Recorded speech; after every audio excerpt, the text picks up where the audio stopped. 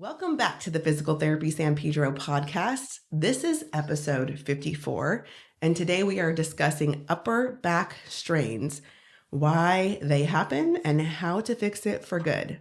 I am your host, Dr. Janae Brown, and I am joined by my amazing physical therapy team. To my left is Dr. Silverson-Nguyen. And to my right, Dr. Bay. So we are in our thoracic spine series. This is the last diagnosis that we're covering in the series. And then we're going to move on to the rest of the body, actually take a break for a bit and then go back into the cervical spine or the shoulder. We haven't decided, but one of those two. So this is the last diagnosis. And I wrote this blog. I picked this particular diagnosis because I just see it quite often.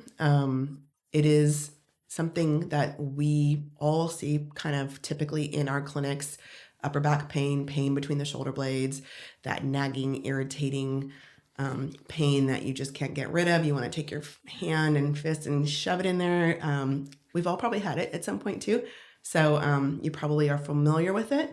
So we just wanted to kind of break it down. Oftentimes this is something that could just kind of go away.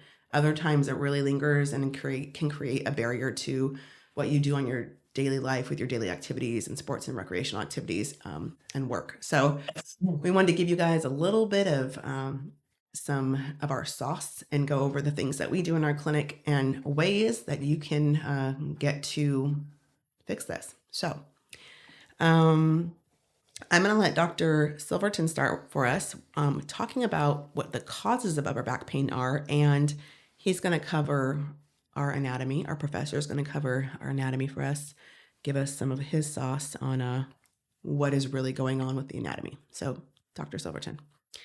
As far as upper back pain, you can have, if you were to think of all the different things that can refer to there, the most obvious ones are going to be the muscles, the bones, the joints on the musculoskeletal side. And it does go deeper into there as far as organs and things within the chest cavity as well that can refer to there. As far as what we're talking about, as far as muscle strains in the upper back, the main muscles that are usually strained in that area are going to be the trapezius, the rhomboids, the levator scapula, as well as the paraspinals on the sides of the thoracic spine.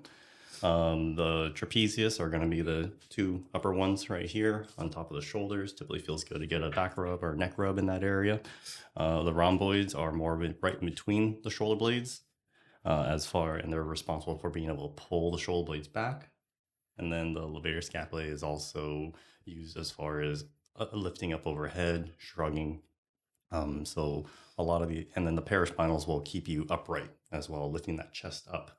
So a lot of these muscles are typically typically anti-gravity muscles. So anything that holds you upright, otherwise you just kind of fall into a slump. So there you go. Yeah. Why would we refer to this as like a thoracic spine problem?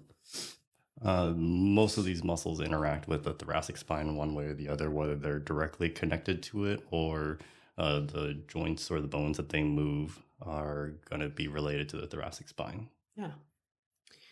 So they go from the thoracic spine to the shoulder blade or the rib cage, just all in that middle upper back part. We call it like middle upper back pain because it's just,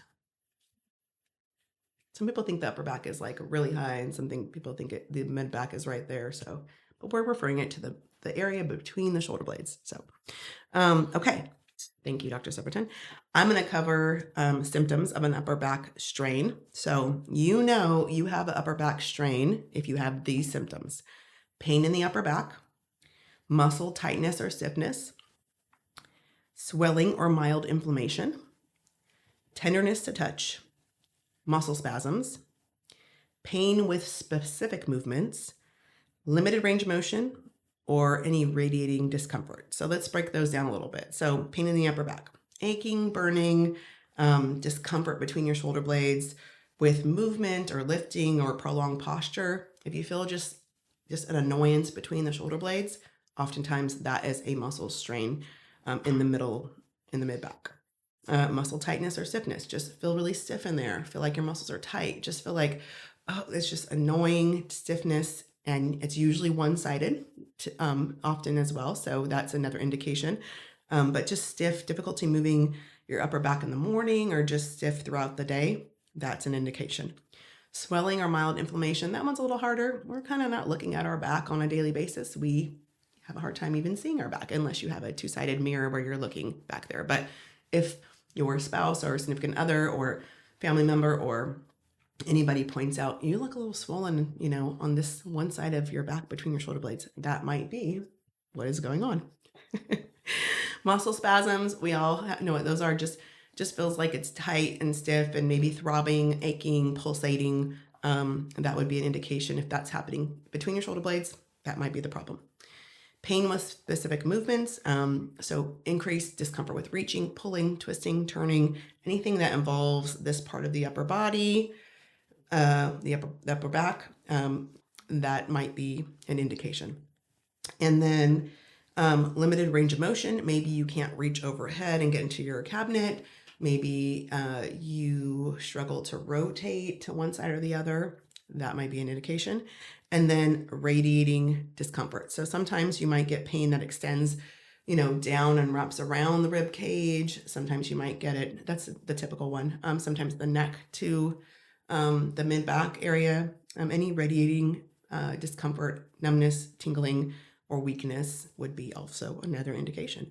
Those would mean that you have some sort of nerve thing going on. So it could be that the muscle spasm is a piece of the pie, but maybe it's pressing on a nerve or squeezing on a nerve, or the joint as well could be, all of it's interconnected. So that would be a little bit more nerve related, but it could still could be the cause, could be the strain. So those are our symptoms. Dr. Bay is going to go over with us. Do you guys have anything to add about that? Do you guys see anything different in terms of symptoms with your patients that I didn't mention, or just anything more clinically common that's different?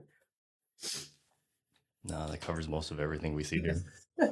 Yeah, definitely. It's so integrated into the rest of the body's movement, typically with arm activities. Definitely, it's going to bring it on. Awesome. Okay, so Dr. Bay is going to go over how you treat this from home. What are some things that you guys can do from your own home to help with this? And then when do you know it's time to get some help? When you need to come see a physical therapist and get some assistance so that you can get back to the things that you're struggling to do. So Dr. Bay, take it away. Thanks. Yeah, so let's discuss some easy things you can start on your own if you've encountered an acute strain to the muscles of your thoracic spine. So the first thing we're going to do is attack pain management.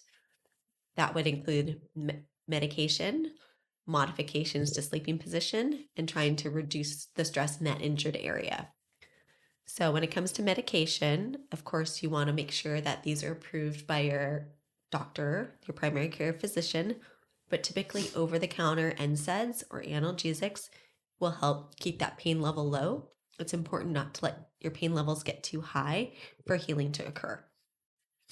The next is modifying your sleeping position. Healing happens when we're sleeping. So if we cannot sleep without large levels of discomfort, that's going to limit our ability to heal. So if you need to add extra pillows, focus on sleeping on your back or on your side. Please avoid stomach sleeping. Next is reducing stress to the area. We're going to attack this primarily by working on our posture. So good posture. So stacking that spine neutrally. We want to avoid excessive slouching or excessive arching, prolonged positioning. All these things, especially take them into consideration when we're doing our work on phones or computers. In general, just try to avoid aggravating your pain at this phase. The next thing to consider is adding in gentle stretching and movements. 3 general recommendations that are helpful for most cases are the child's pose stretch, thoracic extension stretching, and scapular retractions or shoulder blade squeezes. So the child's pose stretch is a very common yoga pose, and that's used to kind of elongate the tissues, open up the joints of the spine. Thoracic extension is the opposite. You'd be focusing on the arching movement of the back, restoring the ability for the joints to close down and the muscles to contract more. And then scapular retraction gets all those muscles that Dr. Silverton discussed with us starting to engage again to stabilize the shoulder blades back on the spine to promote more upper body movement again. So, say you've started on these things, but you're concerned if you're headed in the right direction or if you need to be seeing a physical therapist. If it's been more than 1 to 2 weeks, then you've been doing these things and you're experiencing these items, you might want to seek more further care. So, a big one is numbness, tingling, or weakness in your upper extremities. That might indicate there's something going on with your nervous system that needs to be further looked at. If your pain is not getting better, but instead it's severe, it's worsening, and it's continuing to affect your daily activities, that's an issue where you need to seek further care. And lastly, most importantly, you really need to seek medical attention if you're having difficulty breathing, chest pain, or fever. You definitely want to get to urgent care or an ER. Okay, so now let's discuss, say you've decided, okay, I can't manage this well enough on my own. I'm going to seek physical therapy care. What can I expect? Physical therapy can help these upper back strains speed up recovery, restore mobility, and prevent further continuous re-injuries of the same condition if you focus on what we advise you in.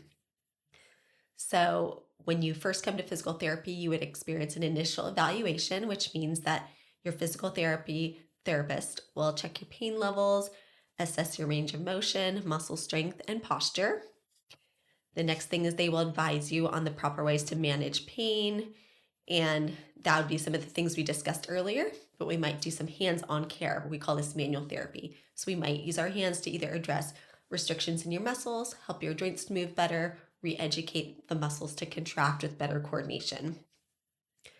The next step would be to start to restore mobility and gentle activation. So that would be guided activation and movement drills. Then we progress to strengthening and functional training, which these are exercises that build back our endurance and postural stability. And then the final phase would be returning to activity and prevention. So we take into consideration your sport, your job. We make adjustments, whether it be ergonomics or specific drills for your sport, to get you to reach all of your goals, and make sure that you have a home exercise program and understand how to continue progressing. And that would be it. Yeah, it's beautiful.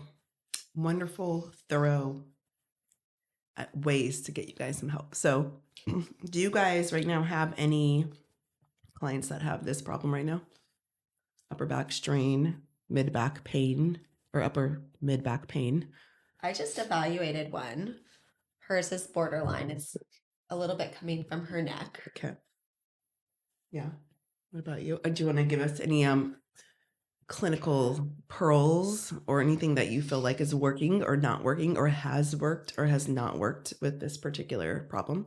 Well, we're just in the pain management phase. So a lot of the things that we discussed we're doing, and I'm just teaching this person how to start to restore motion to the area that she's avoided moving and gently activate the area at this point, and it's starting to work well. Do you guys feel, do you have anybody, Dr. Silverton, right now? Yeah, I do. Right-sided mid-back pain with washing dishes or folding laundry for a long period of time, just repetitive arm motions. He's holding his upper body upright, but he's got a pretty stiff thoracic kyphosis, so it's more leverage. So those muscles have to work harder for him. Do you guys feel like with this particular injury that you do a lot of manual work, or that you do a lot of like stuff to reduce the soft tissue in the joint or improve the joint mobility? Early on at the soft tissue, if it feels good, really, Yeah. but that's not the end goal by any means. It's not going to fix anything in the long run. It'll feel good if it allows for them to feel better when they exercise and do the things that are going to help them in the long run. Then sure, it's a means to an end. Yeah. Do you personally do you feel like you spend the initial few visits with that, or you don't do too much? No, maybe once or twice, Okay. and just so they get an idea of it, and then assign it to them to do it on their own. Okay. What about you, Dr. Bay? Yeah, mine is more aimed at with the goal of improving the ability for them to contract their tissues properly. So, if I have to reduce tone somewhere so that they can actually feel those muscles contract properly, that's more what I'm probably doing it for. Yeah. I feel like I spend, if I was to say like one of the diagnoses of many that I spend manual therapy time on, it's this one. Because I really feel like just the sensation that like just getting in there and kind of working through the tissue a little bit, it's always typically really tight and shortened in that area, and you always find a spot. Even oftentimes in this area, we talked about the muscle spasm being the cause of the the strain of being the cause of the upper back pain in this particular situation, but we really address the joint mobility as well. So oftentimes I feel like I'm having to go in because these muscles attach to the thoracic spine and the ribs, I'm doing a little bit of assisting and doing some joint mobilizations. Now, like Dr. Silverton said, ultimately we have to get that tissue like working independently well, activating it and stronger and more stable and all those things.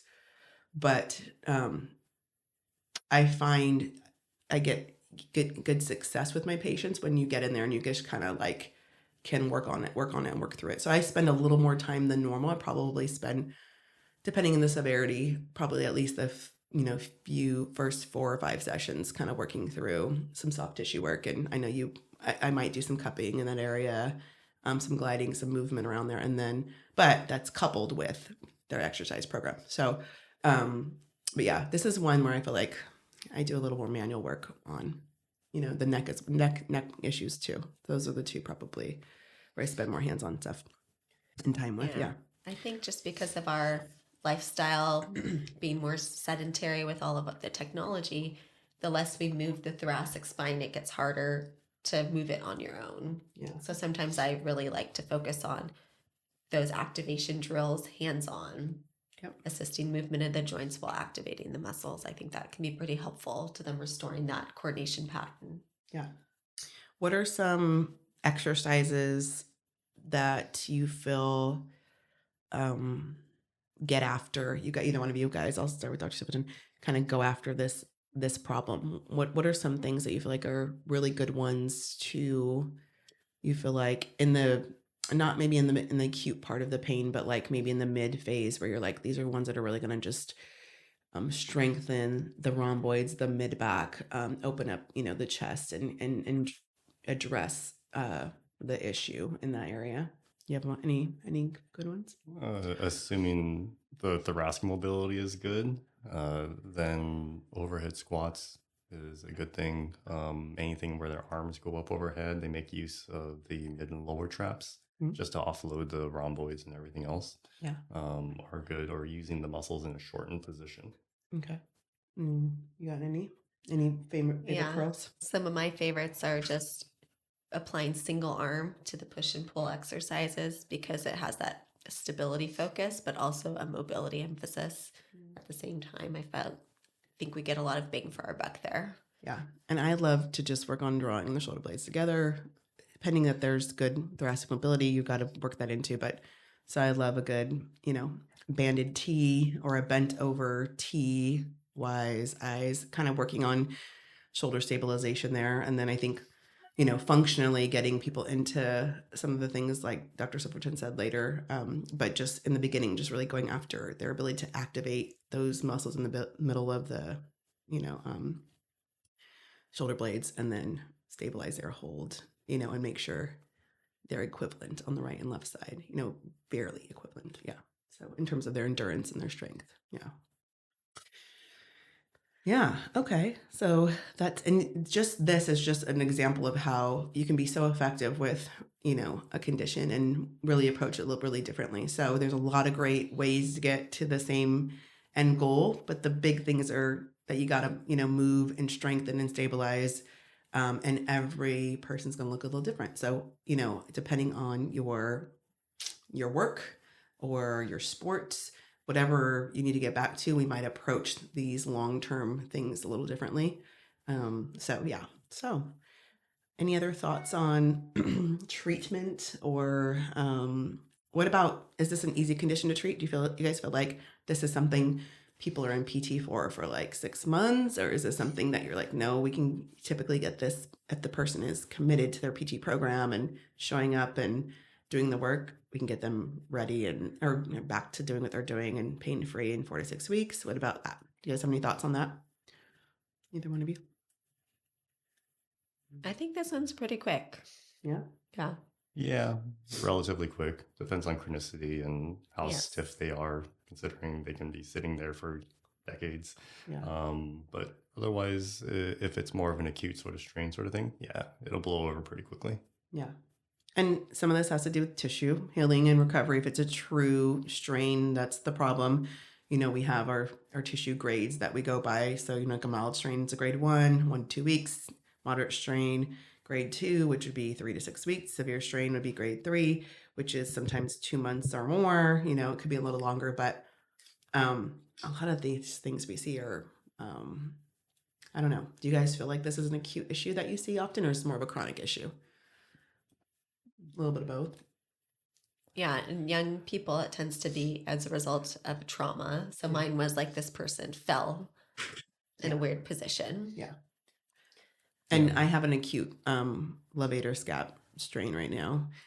And that person actually just felt him yesterday. So, but athletic person who has been an athlete his whole life, doing pull-ups, 5 pull-ups, and then pushed that next one into the 6th pull-up, and he felt it right away. Just, he felt that just pull in his muscle, and he's like, I did something wrong, and now I'm struggling. So it could be, you could just overdo something, and really irritate one of these muscles in the mid-back. Yeah. Or upper back. Yes. Yeah. Okay. Any other thoughts? You guys have any other thoughts on the upper back strain? No? Pretty straightforward. Okay. So if you are struggling with something that looks like a upper back strain, pain in the between the shoulder blades, it's not going away, it's nagging, it's bothering you, we would love to help you. We treat patients both in our clinic here in San Pedro, and we treat them via telehealth. So all over the world, if you need some help, we got you. You can reach out to us via our website. We have all of our information on there. You can contact us directly. So reach out, and we'd love to help you. If this is your first time tuning in to this podcast, or you're watching on YouTube, or you're reading our blog online, we have 53 other episodes for you to check out. So go check those out. It's our goal to bring you guys some good education, to discuss topics that we think that are relevant to you, that you might be struggling with. So go check that out. We'd love to help you. And we also have online programming that we just put up, ankle and knee online programming. So if you're at home and you need some help at home, but you can't come in, or maybe you can't afford to come in and pay for services, or you don't have insurance, and you got an ankle or knee program, we've just started with those. Go check those out online. You can purchase that and work through those programs on your own at home. And lastly, we're doing some really cool things here in the clinic. We just actually had a ribbon cutting, which was really awesome. So our grand opening into our new location. But we'll be starting to do lift clinics, which Dr. Silverton will be leading for us. So I'm excited, super excited about that, because we've never done that before. So we're going to be starting that in April.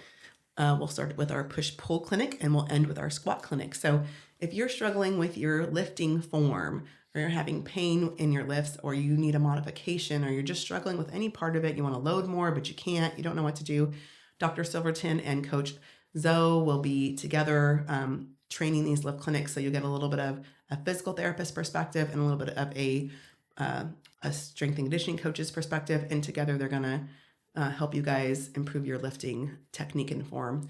So come check that out. You can check it out on our website. If you're local, come see us and check those out. We'd love to help you guys get your lifts better. I think that's it. Did I leave anything out? Either one of you? No? Yeah, that's it. I think that's it. Well, thank you guys for tuning in. We will see you next time, where we will be talking about something with fitness, strength and conditioning. And Coach Alonzo's going to write that blog, so that'll be interesting. We'll be discussing that together. We'll see you guys next time. Thank you for tuning in. Bye.